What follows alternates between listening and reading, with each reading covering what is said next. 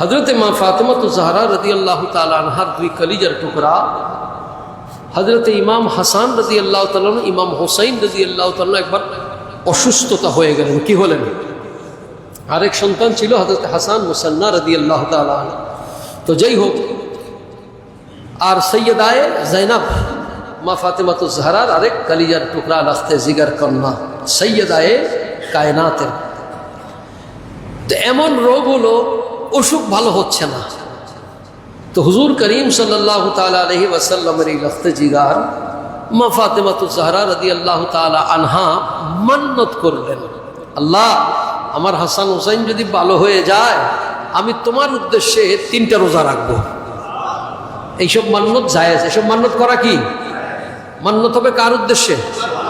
হ্যাঁ, এইখানে একটা মাসালা আপনাদেরকে বলি। বিভিন্ন মাজার দরগাহ সেখানে মান্নত হয়, এখানে মাজার ওয়ালার জন্য মান্নত না। মান্নত কার জন্য?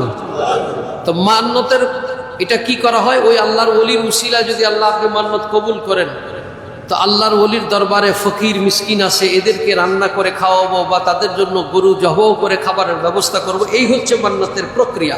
কিন্তু আসলে ওইভাবে মান্নত না হয়ে মানুষ বুঝে না দেখে মানুষ মনে করে যে মাজারে দিয়ে দিচ্ছে। আসলে মাজারে মান্নত দেয় না, মাজারের সাহেবে মাজারের ওয়াসিলায় আল্লাহর উদ্দেশ্যে মান্নত। কার উদ্দেশ্যে মান্নত?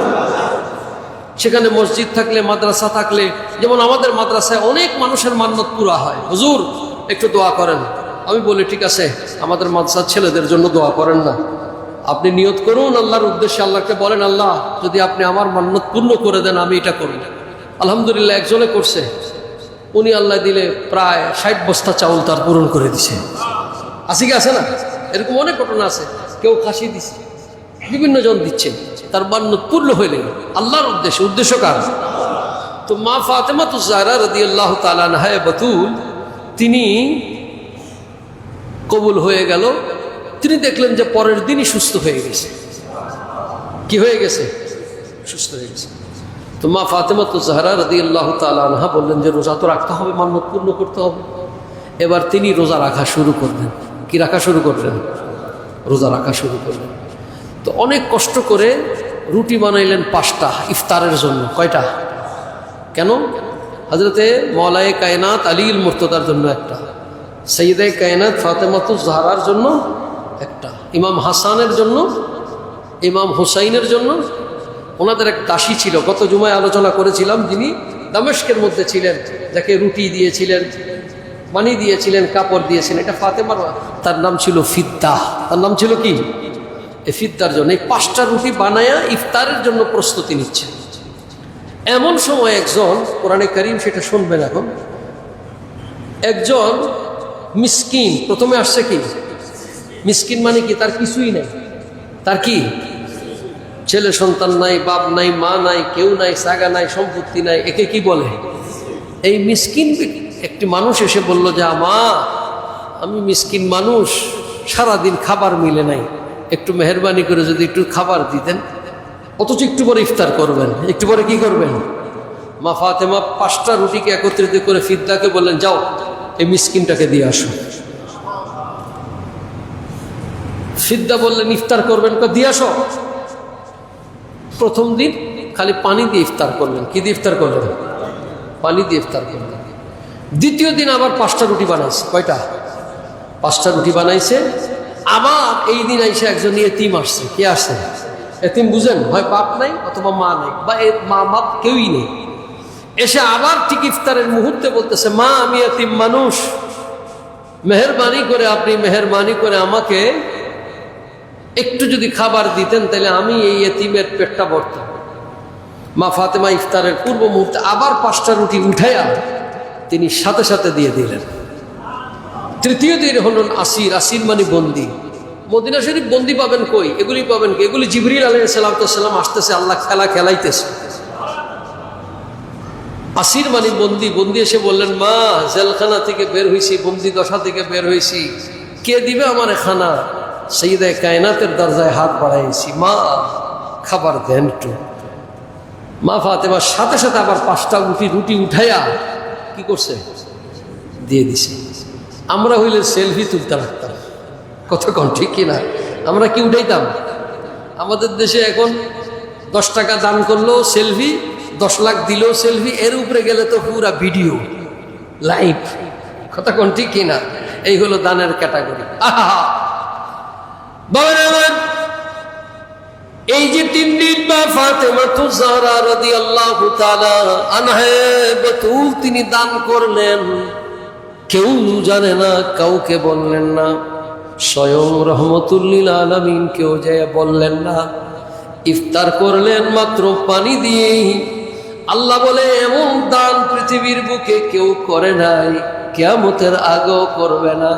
আল্লাহ বলে আমি এই দানের কথা গোপন রাখতে দিব না, গোটা পৃথিবীর মানুষকে যুগ যুগ ধরে আমি জানাইয়া দেব। বাবারা আমার, আমরা দান করলে সবচেয়ে বেশি যেটা যখন নিকৃষ্ট খাইতে পাই না, আমার পছন্দ হয় না, তখন দান করি। কিন্তু এই দানের থেকে উত্তম সবচেয়ে প্রিয় জিনিস দান করা।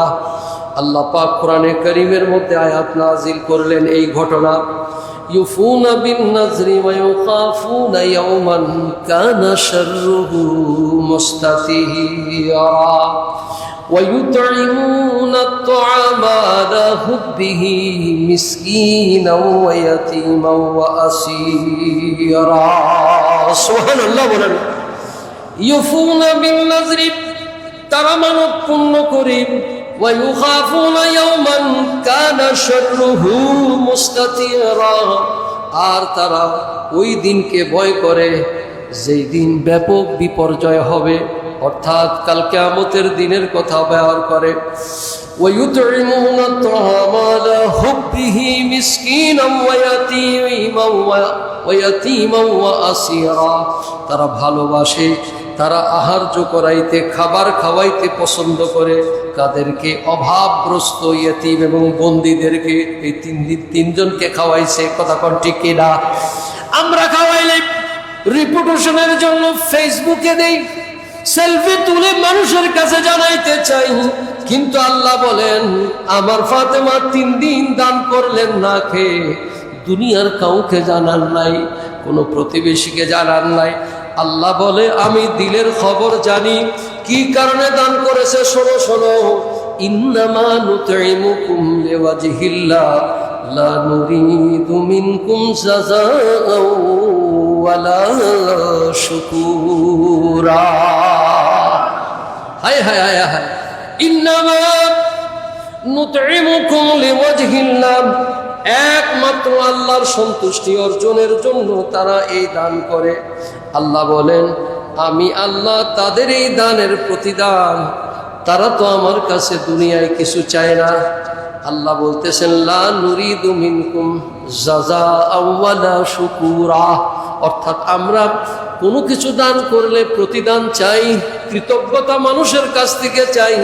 আল্লাহ বলেন আমার ফাতেমা দান করেছে, লা নুরিদু মিনকুম জাযাআও ওয়ালা শুকুরা, কোনো প্রতিদানও মানুষের কাছে চায় না, এবং মানুষের ওয়ালা শুকুরা, কোনো রকমের শুকুর তারা চায় না, অর্থাৎ কৃতজ্ঞতা চায় না। একমাত্র আমি আল্লাহর সন্তুষ্টি তারা চায়। এই দানের কথা আল্লাহ বলেন আমি যুগ যুগ ধরে কোরআনে কারীমের মধ্যে লিপিবদ্ধ করে আয়াত নাজিল করে দিলাম, আমার ফাতেমার এই দানের কথা যেন মানুষেরা জানে। কুল জাহান মিলকে রুটি ও গাজা, খেয়াল করেন, না খায়া দান করা। কি করা? দান করা না খেয়ে। তাআলা হযরত লিখতেছেন কুল জাহান মিলকে রুটি ও গদা উস शकम की कानात पे ना हो सलाम मुस्तफा पेला हो सलाम शमे बज में हिदा। ভাইরা আমার, বলুন এরকম দান কি পৃথিবীতে কারো আছে এরকম? কিন্তু সেই মা ফাতেমা যদি দুনিয়ায় এমন দান করে, আমাদের আখেরাতে কেমন দান করতে পারে? আল্লাহ তাআলা মা ফাতেমার মোহাব্বত দান করুক, সকলে পড়েন আমিন।